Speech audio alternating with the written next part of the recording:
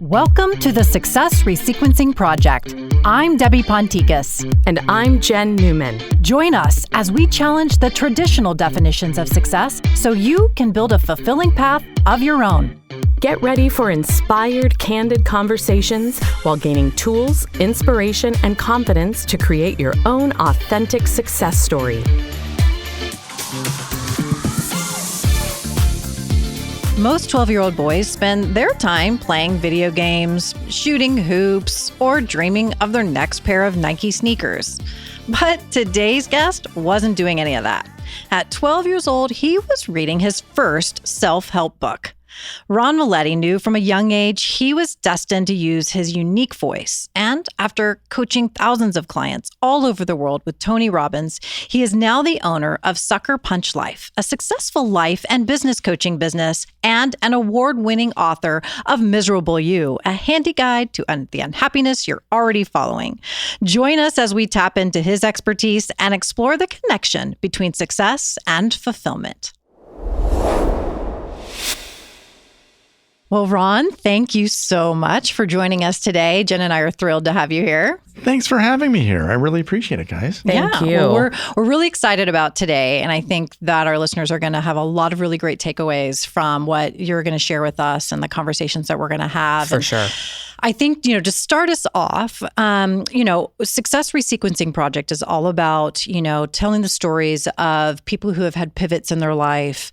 And when you hear about your path, you certainly have had many pivots. There's been a few pivots, and yes. There have been. So tell us about the transition of going from owning a digital advertising company, marketing firm, into now being a successful business coach and life coach. Well, thanks for asking about that. But yeah, as you probably remember, I founded and ran a digital marketing agency for, over 20 some years. And we had some success. It was a great experience. And about 5 years ago, I said, you know what? I need a new adventure. So at that point, I decided to pivot, like exactly what you're talking about. And here's the thing. A lot of people would have said, you're crazy because things were going well. The money was flowing. Why would you want to give that up? So what I said to myself was, what do I really want to do? Like, where's my passion? Like, that was the question. I was just like, what's missing? What's the passion? Where do I want to go next in life? And so what I decided is I wanted to make a difference in other people's lives. Like, that was what was missing for me. Like, loved the business world, loved being in marketing, but I really wanted to have that direct feedback of having made a difference in someone's life. And so I decided to start on the path being towards a coach, a life coach, business coach, and took the steps to train for that, get the education for that, and then eventually became that coach. Yeah. So, and now the business that you own, and the overall coaching business is the Sucker Punch Life. Right. Yeah. So talk to us about that. Yeah. Where did that name come from? So the name Sucker Punch Life is, the thing to know about me is I'm not your typical sort of reverent, smarmy kind of coach, right? I'm kind of smart ass and a little bit irreverent and a little bit sarcastic, right? Yeah. And that comes through in my coaching. That comes through in the book Miserable You that I wrote.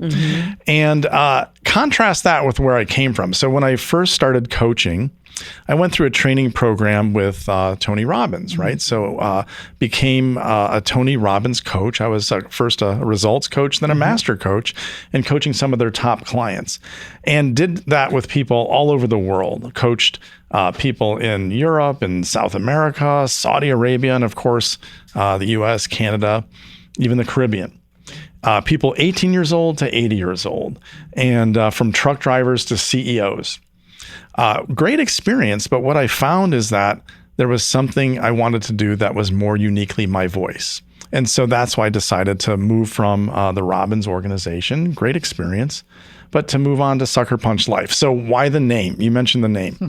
So I really wanted something that had some impact. And then maybe I took that a little too literally, right? So and I just wanted something that really said, hey, this isn't your typical life coach. This is not somebody who's got dream catchers hanging in their office. I don't. Sorry, spoiler alert. And I wanted people to know that this is going to be a little bit more fun, a little bit more street smart, a little bit more irreverent. And so that's why I took that approach.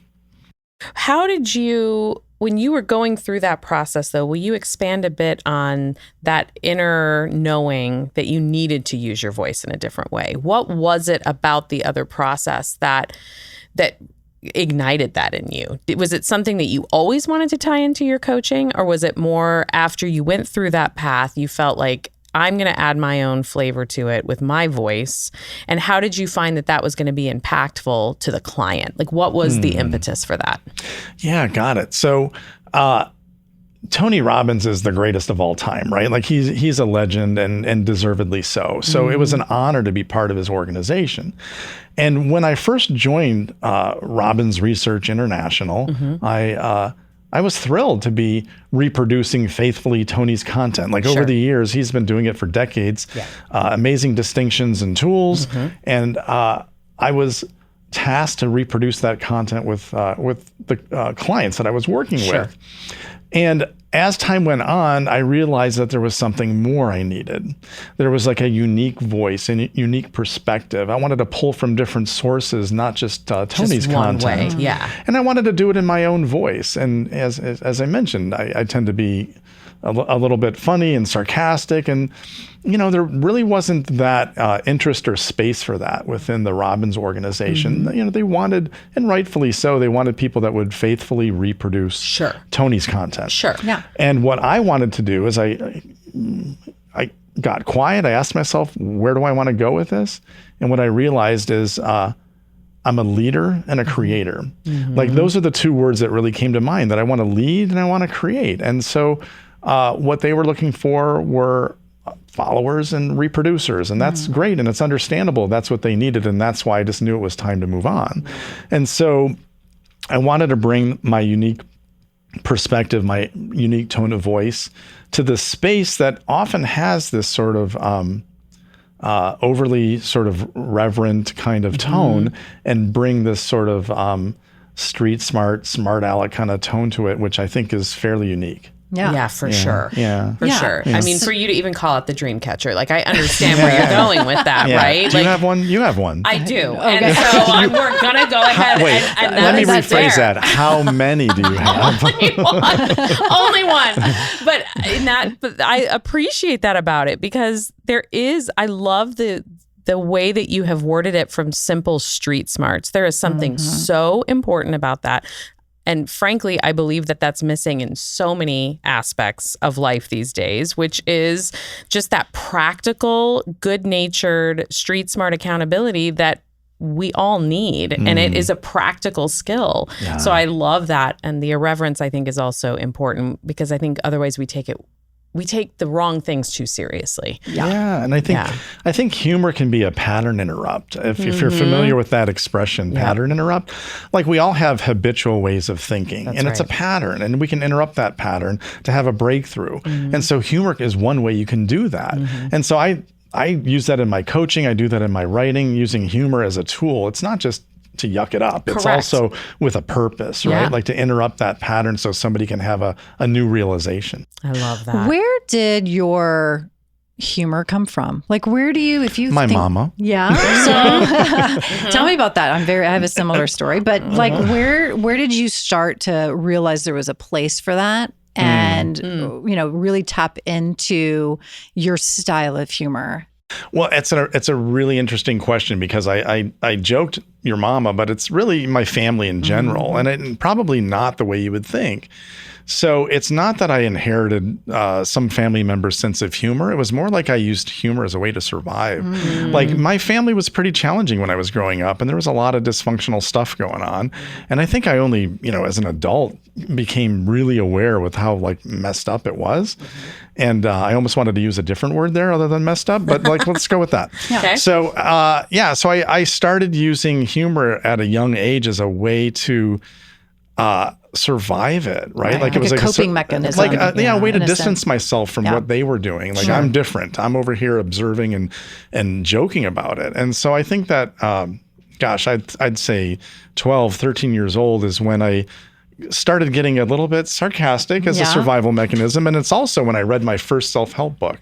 At 12 years old, read that. my first self-help book, Think and Grow Rich by Napoleon Hill. Yes. And I always joke with people, if you know my family, you'd understand why. Like I was like, what the heck is going on here? How do I like get to a better life, right? Yeah. So think, grow rich. Okay, let's go with that. That sounds good. Yeah, right. Yeah. So but I would say that for me, humor was a way to cope and survive. And but they say that the people in your life are a teacher one way or another, whether they intended it or not. Right. And I do feel that I wouldn't be the person I am today without having gone through some of those challenges. Right. So I actually thank them for it, right? Like it's something that had me become who I am now. And maybe that much more apt to help others through my coaching, through my writing. And I'm thrilled to be doing that. I love that.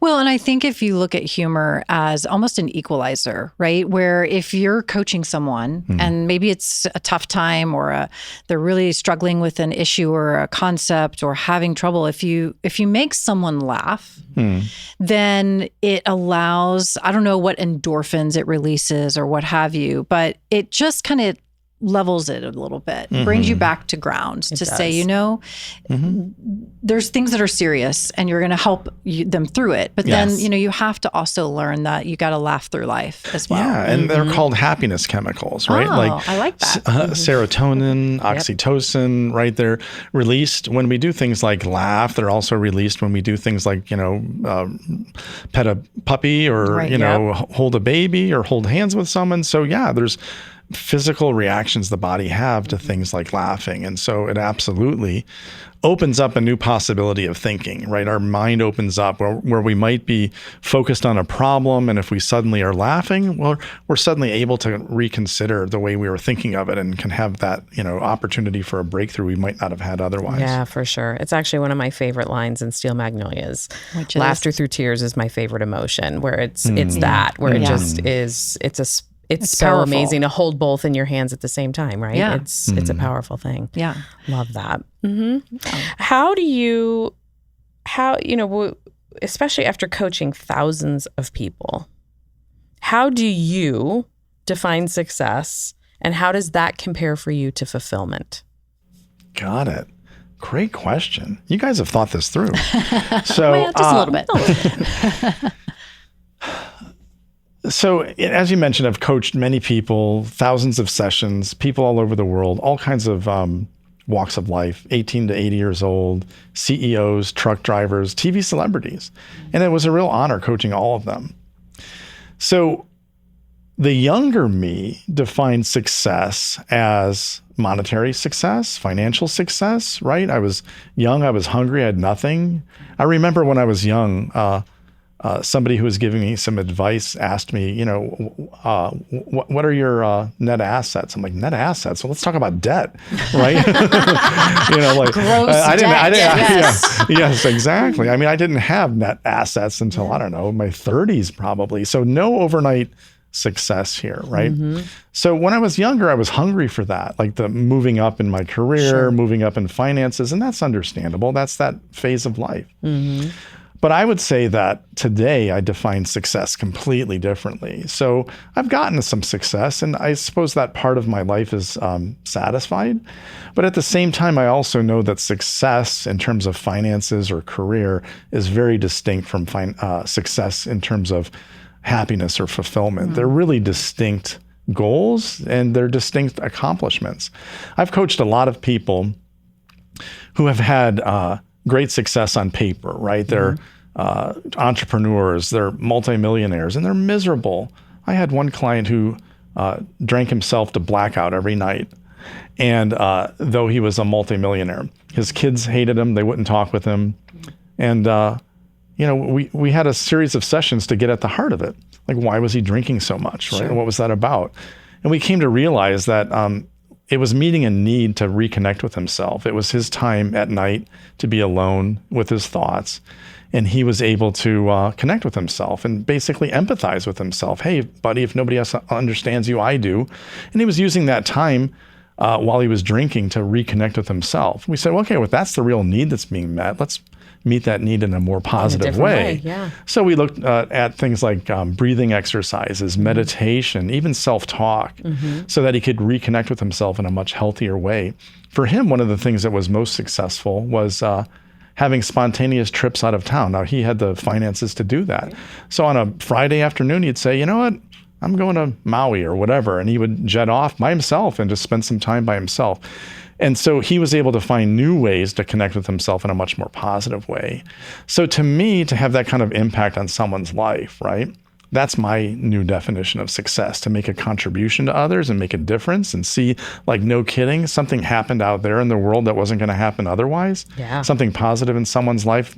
To me, that's success today. Yeah. Oh, I love that. Well, and I think what you're doing is you're allowing, in your sessions, you're helping people realize that success without fulfillment may be lost, right? And you know, for this gentleman, you know, it was maybe he thought he was on the top of the world because his bank account had lots of zeros in it, but maybe his life was falling apart, and you helped him realize, well, it's not all that great if you don't have happiness, and if you're not like having a healthy relationship with your wife and kids, and you know, you can do away with one of those zeros and find some fulfillment. Maybe that's success.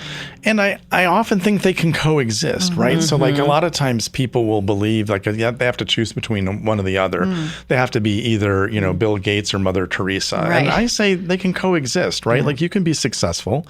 Now you might have to work at finding that life and work balance so that you do have the time for the family and the friends and your own time and things like that. But I do think you can find financial and career success and also be fulfilled, but they're separate goals, and some people conflate them, and they can, you know, they have them be the same. And so they chase after the dollars and the career their whole life. And then when they get there, oh my gosh, so many times, many clients I've coached, they get there and they're like, this is it. This is all there is. It's because they forgot that, or maybe never realized that they're actually separate goals, and that, finding fulfillment has more to do with, in my opinion, it's more to do with growth, like constantly feeling like you're growing, becoming more, you're learning, you're expanding as a person. That's where fulfillment lives. And then also that you're contributing and like making a difference. It doesn't mean you have to, be the Mother Teresa or volunteering for Habitat for Humanity. It can be those things. It doesn't mean you have to give the homeless guy $20 on the street, though it can be that. Sure. But it also can be mentoring someone. It could be leading your company, but with the heart of contributing to your team and making life great for them. Yeah. So it's more about how you do things than what specifically you do. I often say you can make a difference in someone's life on an elevator between floors. Like you make a joke, you know, you compliment their outfit and you make their day. That's contribution too. Yeah. And nice shoes, by the way. Both of you. Oh, well, thank you. I was like, so wait, much. who are you talking to? Both of you, of course, equally. You can have it. No. He did look at your shoes when he said that. I was feeling a little, I'm going to be very open and vulnerable. I was feeling like, what about my shoes? This is coaching. I need coaching, Ron. Sorry. I digress. But so, you know, in all of these different sessions, tons of different personalities, people at different levels of wealth, success.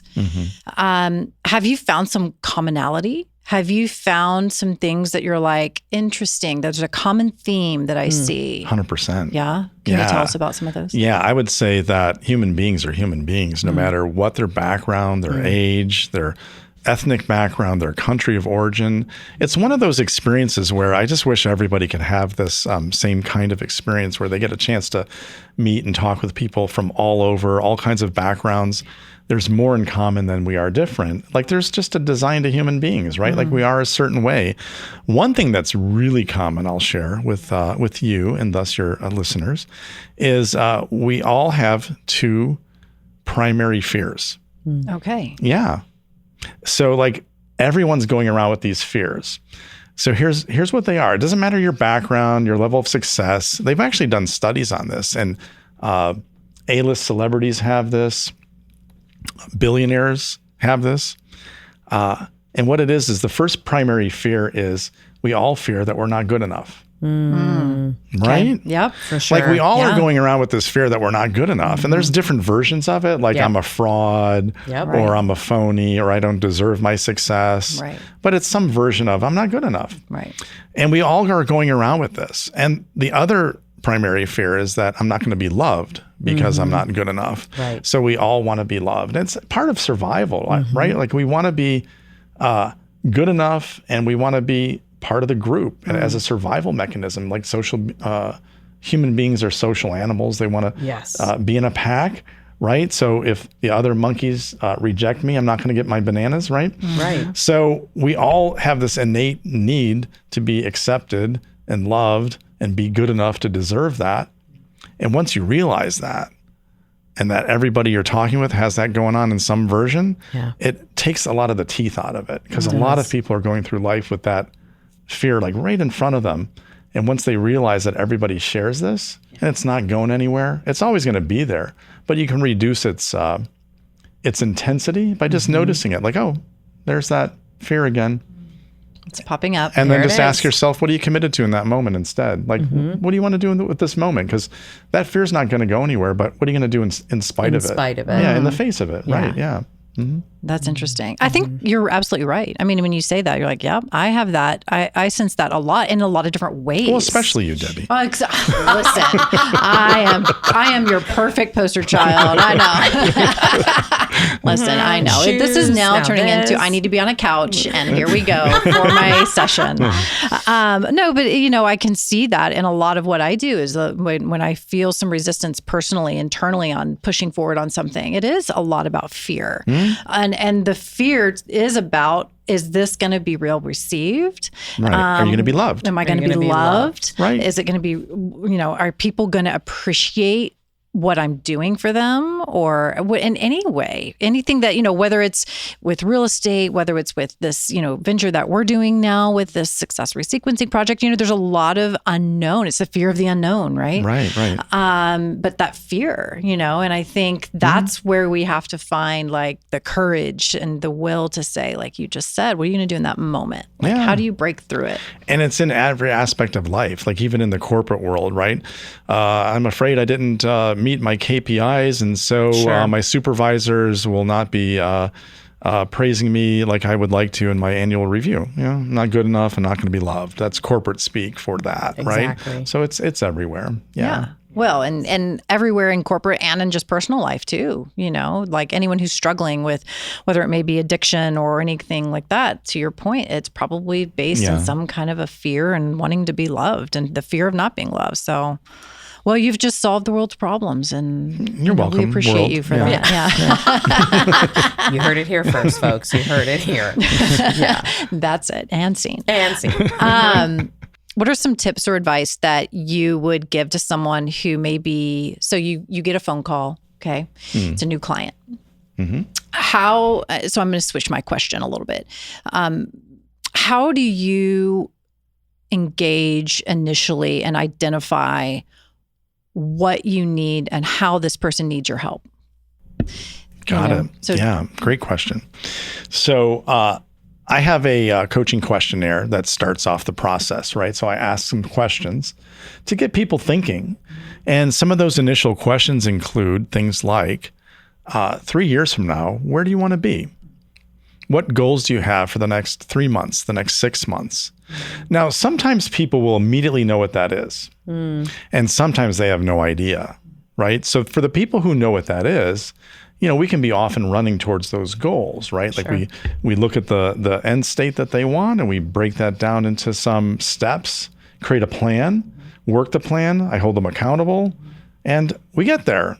9 times out of 10, they reach their goal. But a lot of times people don't know what they want. And so this kind of questioning will get them thinking, like, what do they really want?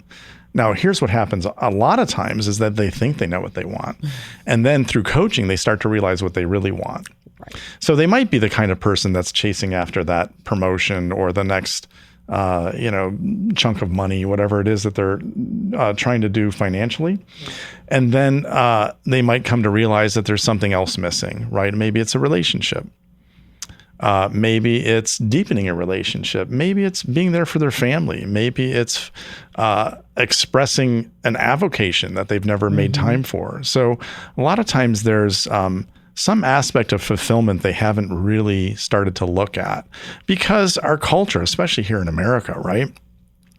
We're just running on a treadmill trying to get somewhere. And I got to tell you, the last podcast I did, this is actually true. It was in Portugal. So I did a podcast in Portugal. I know you didn't know that, did you? I love that. And they don't have this. They are not on the treadmill that Americans are on, right? Like they have a whole different perspective about life, and it's a little bit more balanced, and they tend to be even skeptical they can get anywhere. So they don't even want to start that whole process. So they need encouragement, like, where do you want to go with your life next, and really explore that. Where here, people are typically running towards something, but it might not be the thing that's going to fulfill them. Right. So through some of that initial questioning, we might establish some of those initial goals, but it'll probably evolve. Another thing that I'll ask is, what are your current challenges in life? So a lot of times people that I'm coaching will have certain problems or challenges that they're trying to overcome. It might be a relationship challenge. It might be a career challenge. Maybe they just got laid off, or maybe they've been passed over for that promotion or something like that. And it might be they can't make an impact on their kids, or whatever the situation is. It could be a health issue. So identifying those challenges, once we identify the goals that they want to move towards, or the challenges they want to overcome, now we have something to work on together. Sure. I'll usually ask them to prioritize, of those things you've mentioned, where would you want to start? And usually I ask them to look at it in two different ways, two different perspectives.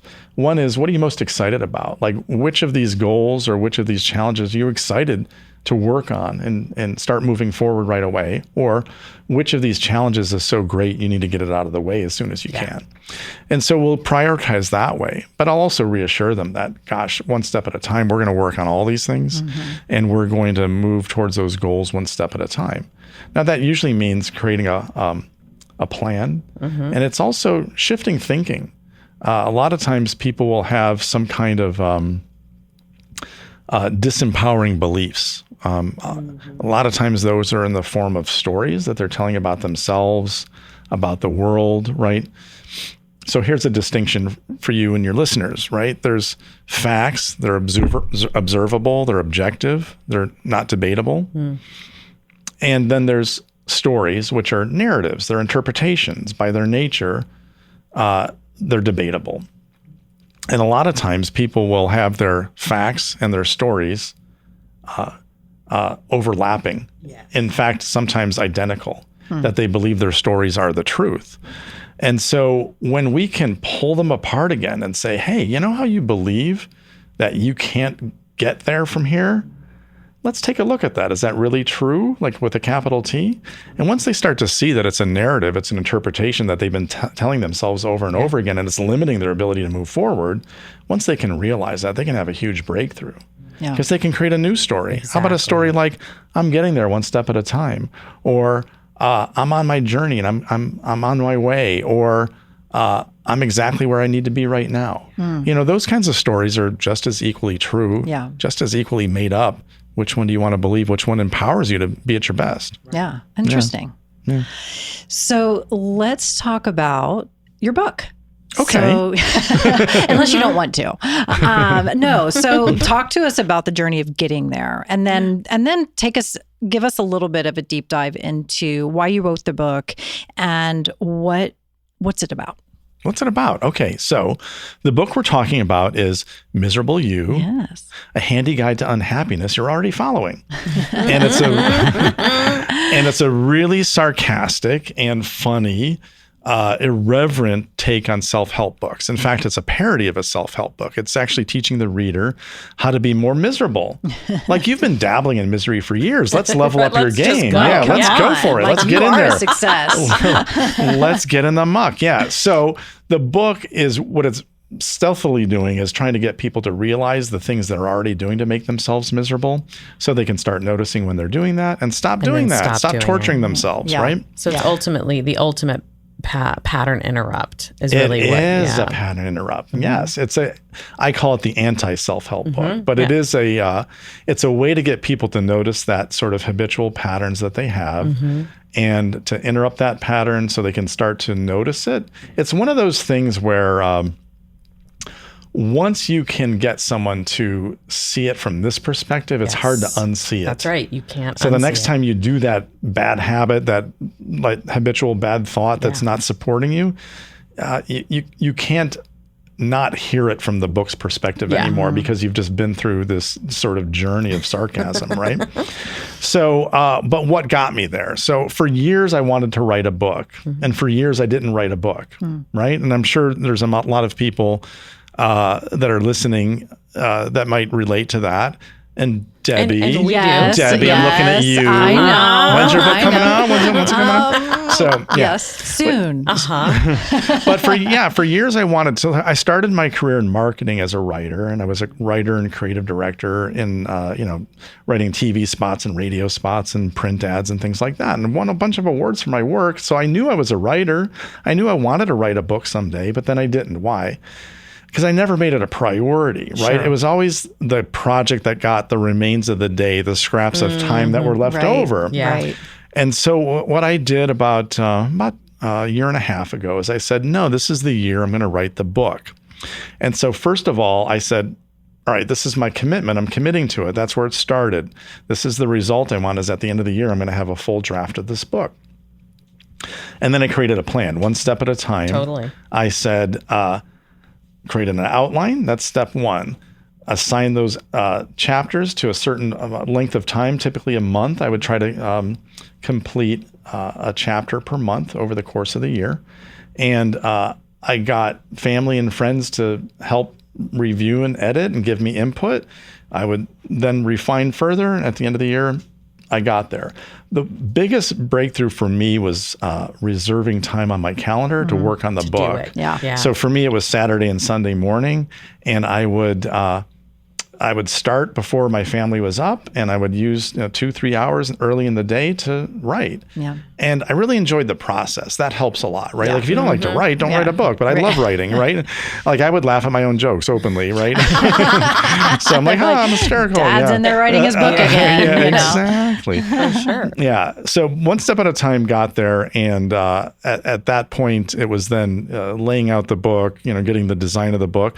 My daughter actually did the design for the cover and laid out the interior. So it was pretty neat family experience. A family process. Yeah, absolutely. Love that. Yeah. I love that. So, and then what you're doing with this book, how close does this book, like if someone's first introduction to you is this book, would you say they would get a really good look at how you might approach coaching for them? I would say affirm sort of. Yes. Yeah. Okay. So here's why. The book is a voice. It's a character. It's somebody I would describe as a combination of Robin Williams, Tony Robbins, and a game show host. I'm in. It's right. Yeah. It's really sarcastic and frenetic, and there's certainly part of me is in that, but it's also a character. Sure. It's like a first person character of somebody trying to teach you to be miserable. So the sarcasm, I would say, is me, and the sense of humor is me. But do I really want to make people miserable? No, I don't. Right. And when I coach people, there's times when humor is a great tool, and there's times when you need to be serious, right? If somebody's working on something that's very serious to them, I'm not going to be cracking jokes, right? So, so I know how to dial it up and down to be appropriate in coaching. But what I think about a book that's really unique is I asked myself some powerful questions up front. I said, okay, I want to write a self-help book. And I want it to be different. How can it be different? So that was a powerful question. I looked out there and I saw a whole lot of self-help books. There's several out there. There are a few. Several thousand. Exactly. And I came to the conclusion that the best way to make it different is to flip it on its head and to coach people on how to be more miserable. And so that's where that idea came from. And I also looked out there at how I hate to say it for anybody who's like loving those, but there's a lot of really smarmy self-help books with, the overly emo kind of tone and, the airbrushed dove on the cover. And I don't know, I didn't want that book. I wanted to be something very different than that. So asking myself, how can it be different was what led to it being sort of a right turn from what you might expect or be used to. When you read Think and Grow Rich at literally 12 years old. 12 years old, yeah. At that time, did you know what you were doing in terms of, did you understand that world for what it was? Or was it really about the specific topic? Because I find it interesting that that book is a time, I mean, it's a classic. Yeah, for a reason. It's still a great read. Yeah. It is an amazing read. Yeah. Did you anticipate at that time, being young like that, reading something so powerful, did that have an influence on you wanting to write a book that was going to serve others in a large capacity? Well, from a young age, I knew I wanted to be a creative person. At that point, I think at 12, I wanted to be a cartoonist. Yeah. And I think, a little bit later in life, I wanted to be a filmmaker. So there was always a vein of creativity. Yes. Yeah. But when I read that book, I think it was, I was searching for, how can life be better than this? And I'm sure many people had it worse than me, but my family life was challenging at times. And so I was looking for something more. And I thought, like many people do, that it probably would be in the form of classic success, like career and money. So Think and Grow Rich. Right. Spoiler alert, it's not just the riches of money, right? It's the riches of our mindset. That's right. And that's where the real fulfillment and happiness is. But I didn't know that when I picked up the book at Walden Books at 12 years old. Right. I know. Thank you for that. I know. But to have such an impact, I mean, that is so fascinating to me. That book of all books, I understand why the title itself, but to be at that age searching for a better life, understanding that, and then figuring out that if it was, if it's to be, it's up to me. So, right. So like the work that you did you anticipate at any time from that age to going all the way through your agency, had you ever had that spark of thinking, I may want to help people in a different way? For sure. Because I think that is just so powerful to me that you would gravitate to that kind of literature to begin with. And then that creative process, then to write a book that, creatively speaking, is turning something on its head, which is full of creativity to do that. But that idea that, we've talked with other guests about that, the flame, right? That pilot light that goes on in someone where they feel it. They don't necessarily listen to it. They might dismiss it, even try to fan it out. Did you feel that way with coaching over the years? Or was that something that really you just got to that fork in the road and said, it came to you when it came to you? I think it manifested in my life in many different ways. Like when I was a teenager, I led a retreat group at my church with other teenagers, right? So I was leading other teenagers towards, a better life, right? So like that was something I was doing at 17, 18 years old. And then later in life, I got involved with some other programs, specifically Landmark Education, if you're familiar, and did their curriculum for living. And then I was a volunteer communicator and coach in their programs. And so I was helping people who had, like, for instance, missed a session. I would recreate the session for them, like over the phone. So I was always looking for opportunities to make a difference in other people's lives. And I knew that there was some path there, but it wasn't immediately clear to me that it could be anything like a career or anything like that would, give me an income. And so later in life, I returned back to it saying, gosh, this is something I really want to be doing more of.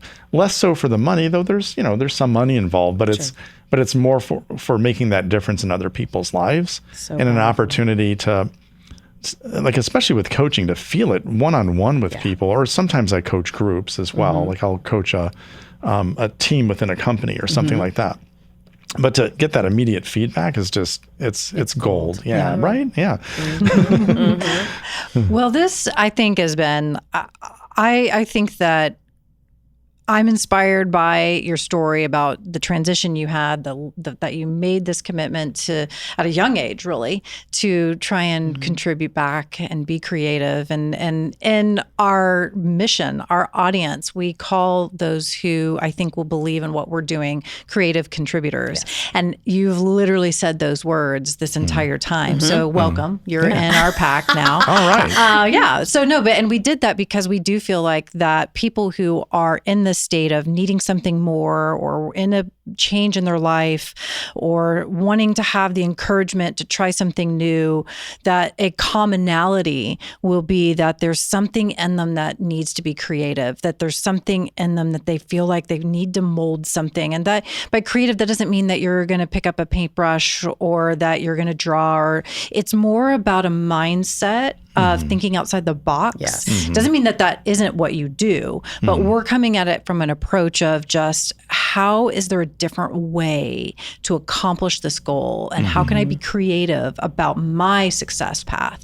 And then how can I contribute back? How can I give back to my surroundings, my environment, the people that I'm interacting with? So it's really neat to hear you say, because we haven't really marketed that yet. We haven't really put that out there to the world. So for us to hear you say, the fact that you've had this creative contribution that you've been yearning to do is really neat. And I was going to mention, just like to riff off of that, like one thing that I've seen with a lot of people is that they're not willing to really be completely honest with themselves where the source of their joy is.